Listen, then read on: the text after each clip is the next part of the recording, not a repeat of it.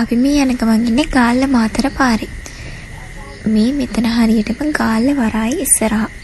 අපි ගියේ පොය දවසේ නිසා මෙතන ඇත්තටම මාර්ම ට්‍රැෆික් එකක් තමයි තිබුණේ. එතන පහු කරලා මේ දෙවට ගාවින් අපි කෙලිම මාතර පාර දිගේ යන්න ඕනේ. මෙතන ඉඳන් වැඩි දුර නෑ. මෙතන පහුණු ගමන් සිමෙන්ති ෆැක්ටරිය තියෙනවා.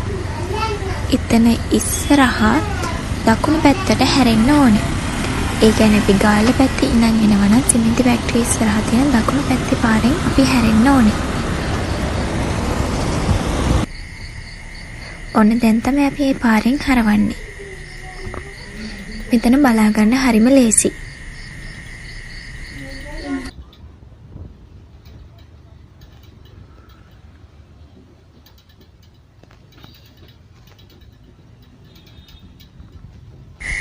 මේ පාරේ අපිට මගින් හැරෙන්න තැන් නැහැ.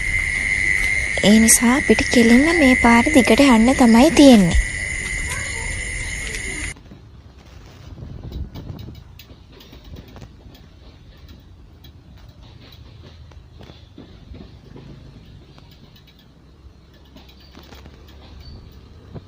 මේ පාරේ ටිකක් දුර යති මෙන්න මේ වගේ කඩවල් කීපයකුත් පහු වෙනවා. ඊට පස්සේ අපිට ලස්සන view එකකුත් බලා ගන්න පුළුවන්.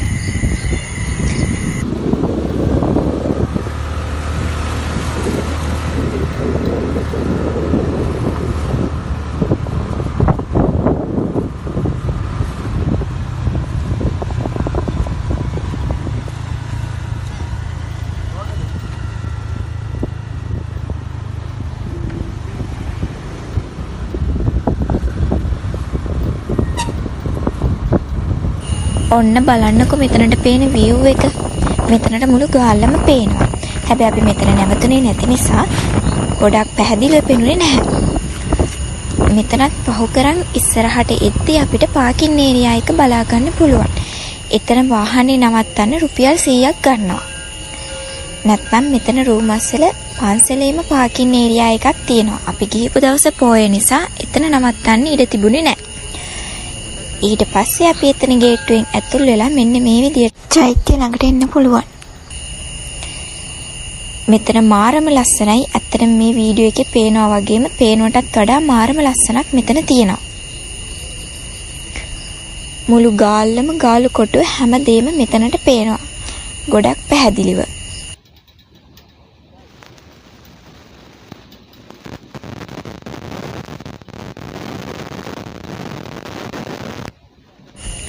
ගාල්ලටත් මේ රූමස් වල චෛත්‍ය පේනවා වගේ මෙතෙන්ටත් ගාල්ල හොඳටම පේනවා. ඒ වගේම ඇත්තටම මෙතන අපිට ගාල්ලට පේන්නේ හරි පුංචියට උනාට මෙතනට ආවට පස්සේ මේ චෛත්‍ය කොච්චර ලොකුයිද කියලා තේරෙනවා.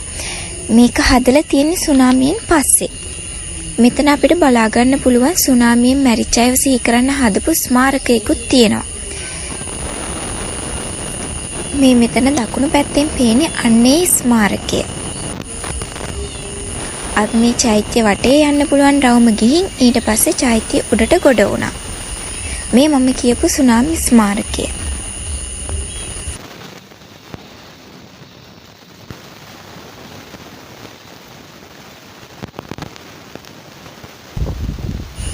ඔන්න ඊට පස්සේ අපි උඩ කෑල්ලට ගොඩ වුණා. මෙතන තමයි මල් එහෙම පූජා කරන්න බුද්ධ රූපත් තියලා තියෙන්නේ. හැන්දෑවක වගේ ආවනම් මෙතන ලස්සනට අහස පෙනේවි. අපි ගිහිපු වෙලාව හවස 3ට විතර ඇති. එදා පැහිබර කාලගුණය තිබ්බ අහස නම් ටිකක් අඳුරු පාටයි.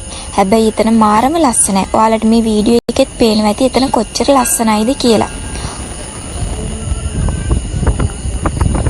එහෙනම් ඉතින් ඔයාලත් ගාල්ලට එනවනම් මේ රූමස් වල චෛත්‍ය ළඟට එන්න අමතක කරන්න එපා. මොකද මේක ගාල්ල ඉඳන් එන්නත් ගොඩක් ළඟින් තියෙන්නේ. ඒ වගේම මෙතන පේන view එකත් හරිම ලස්සනයි.